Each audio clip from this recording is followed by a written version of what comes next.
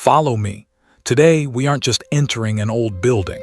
We are stepping into a gigantic puzzle made of stone. From here, it looks like a single mighty fortress looming over southern Styria. But don't let first impressions fool you. As we pass through this gate, we leave the present behind. We enter a place where 3 different castles once fought for space on a single ridge. A place built literally on the ruins of a Roman metropolis. I'm taking you on a journey through millennia. Stay close. The secrets hidden in these walls are almost invisible to the naked eye. We need to go higher. As we rush up these steps, we are symbolically skipping through centuries. Seggau Mountain has always been more than just a viewpoint. Long before the first bishops resided here, Celts and Romans stood on this ground. They knew, whoever holds this peak controls the land.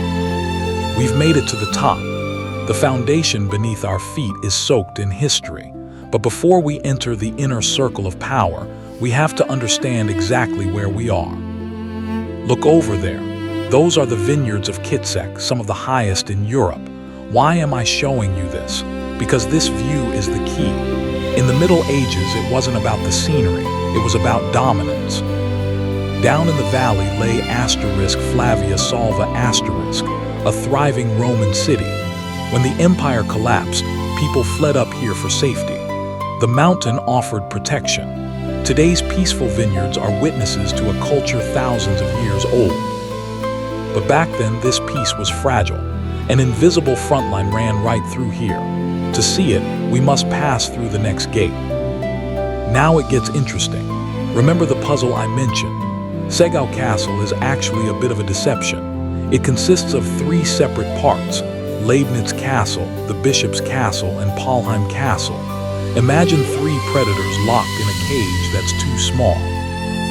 Leibniz belonged to the powerful archbishops of Salzburg, the ultimate bosses.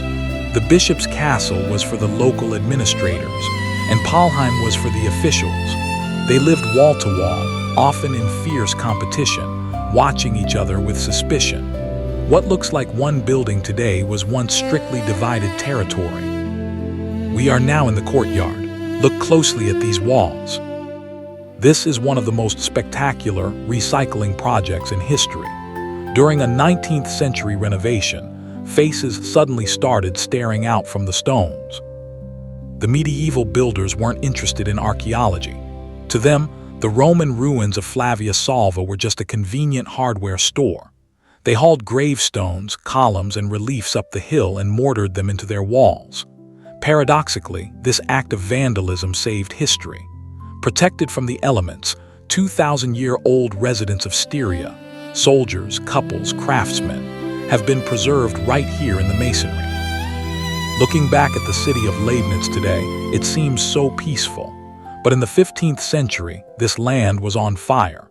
This place survived wars that destroyed entire kingdoms. From the Hungarian occupation to the Ottoman invasions, Seggau stood firm. While chaos reigned below, these massive walls offered sanctuary. We stand here today because of the sheer strength of this architecture. As we pass these arcades, we see the end of the era of war. You don't build elegant arches if you're expecting cannonballs. These pillars represent the transformation from a military stronghold to a princely residence. Seggau isn't just a building, it's a living organism that fought, grew, and survived. I hope you enjoyed this drone view journey.